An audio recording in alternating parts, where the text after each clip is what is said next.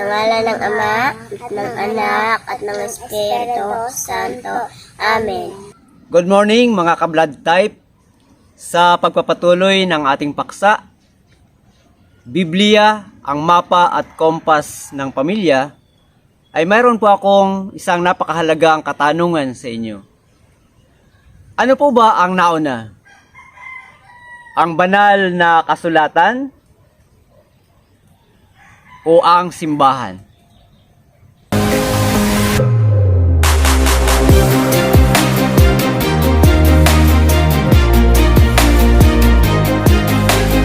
Noong sinaunang siglo ng simbahan, naglitawan ang mahigit na 50 na ebanghelyo. Lumikha ang mga ito ng pagkalito sa mga Kristiyano sapagkat may ilang mga aklat at mga sulat na huwad at mayroon namang totoo. Pakinggan natin ang isa sa halimbawa ng hindi pumasa sa kanon o pamantayan ng simbahan. Mula sa tinig ng yumaong obispo, lubhang kagalang-galang, Cirilo Almario, D.D.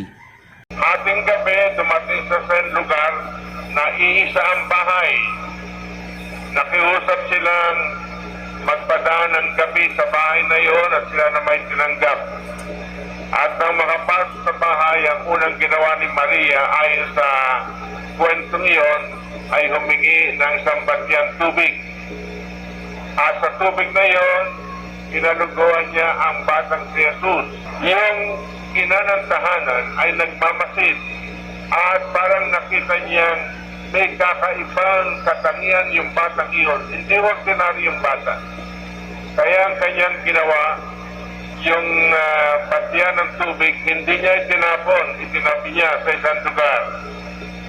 At nang makalis na ang banal na mag-anak, kinuha niya yung kanyang anak na lumpo.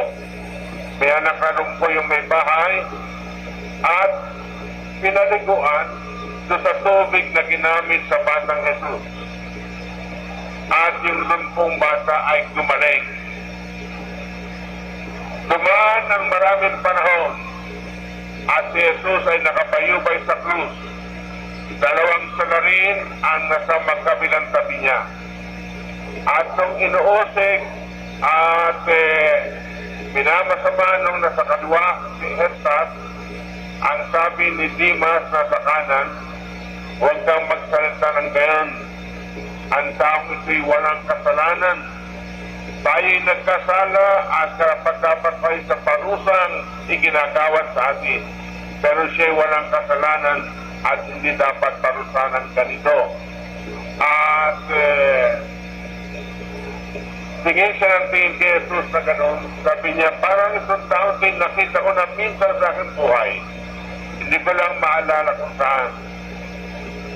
At sinabi niya, Panginoon, alalahan mo ako pagdating mo sa iyong kaharian. Yung Dimas na yon sa bundok ng Kalbaryo ay yung batang lumpo na gumaling sa pamagitan ng tubig na ginamit kay Jesus. Ngayon, maganda ang salay-sayin. Kaya siya ay nagbagong loob sa bundok ng Kalbaryo. Parang lumampot ang kanyang kalooban sa harap ni Jesus. Pero kung totoo hindi ang salaysaying ito, hindi natin masasabi. Sapagkat hindi approve yung ebanghelyong iyon na nagsasaysayan ng ganitong istorya. Maganda, maaari natin ikwento, maaari natin ibalita, pero dapat natin laging sabihin, ito'y hindi opisyal na aklat.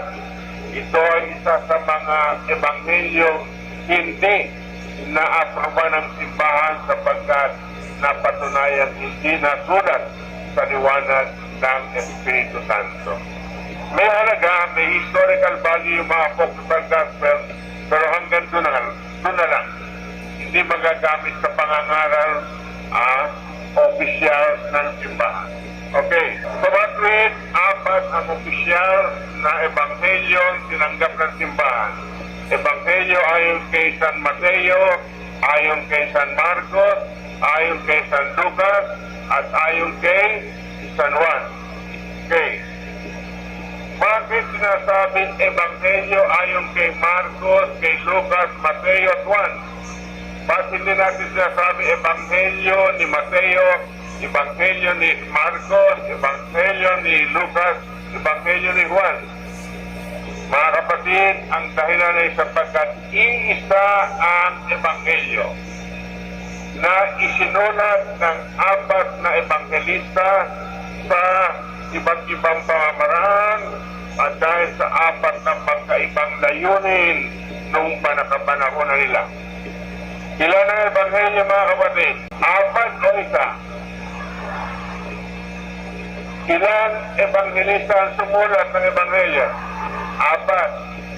Pare-pareho ba? Saktong pare-pareho o hindi? Ayon sa kanilang layunin ang pagkakasulat ng ebanghelyo. Ngayon, ano ang malayunin ito? Kung tutunghayan nyo ang ebanghelyo, makikita ninyo na si San Mateo ay sumulat para sa mga Hudyo. At ang layunin niya ay ipakilala sa kanila na si Jesus na taga Nazaret ay siya ng Kristo, ang Mesiyas na ipinahayag sa kanila ng kanilang ninuno sa luwang tipan.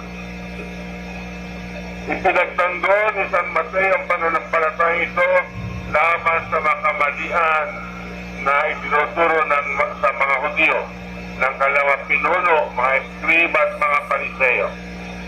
So, ang ebanghelyo ayon kay San Mateo may katangikan layunin na ito ay ilaan para sa mga Hudyo para patunayan na ang Mesiyas sa kanilang inintay ay dumating na sa katauhan ng ating Panginoon Jesucristo. Kaya, kung babasahin niyo ang ebanghelyo ay kay San Mateo, magiging kapuna-puna sapat lagi siyang kumakasa sa mga propeta ng lumang tipan. Ayon kay kay Isaías, ayon kay propeta Jeremias, ayon sa kay propeta Ezekiel, ganon. Sapat yun ang Biblia ng mga Hudyo, ang lumang tipan. Doon pinatutunayan ni Jesus na siya na nga ang Mesiyas na tinutukoy ng mga propeta ng lumang tipan. Si San Marcos naman ay sumulat ng ebanghelyo para sa mga Romano, mga taga-Roma. Huwag natin kalilimutan na si San Marcos ay katulong ni San Pedro sa kanyang pangangaral. At huwag din natin kalilimutan na si San Marcos ay hindi isa sa mga apostol. Ang kanyang isinulat na ebanghelyo ay galing sa kanyang pakikinig sa mga sermon at mga saraysayin ni San Pedro na kanyang tinulungan sa pangangaral.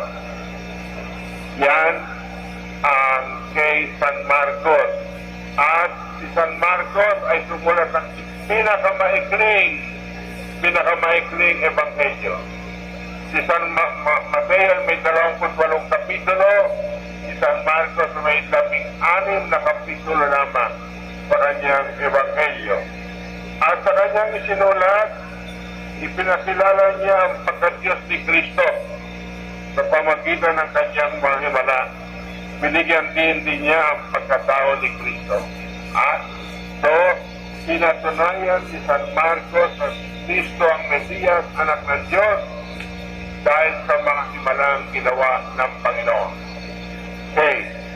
Si San Lucas naman ay sumulat para sa mga Hentil, sa mga hindi Hudyo. Kaya ang pinaka-ebanghelyo natin, mga kapatid, ay ang ebanghelyo ay kay San Lucas sa patay na bilang sa lahi ng mga Hentil. Hindi tayo galing sa lahi ng mga Hudyo. Okay. Kaya ang kanyang ebanghelyo ay para sa buong daigdig. Sinulat niya para sa lahat ng mga tao. Ang kanyang layunin ay ipahayag na ang kaligtasan ay para sa lahat ng mga tao at hindi lamang para sa bansang Hudyo. Ang Biblia ay mula sa simbahan. Hindi ang simbahan ang nagmumula sa Biblia. at ang simbahang Katolika ang bumuo ng Biblia. Katunayan, ang pinakalumang manuskrito ng orihinal na Bibliang Griego ay iniingatan sa silid-aklatan ng Vatican City sa Roma. Ito'y ang Codex Vaticanus. Sa ngalan ng Ama, at ng Anak, at ng Espiritu Santo. Amen.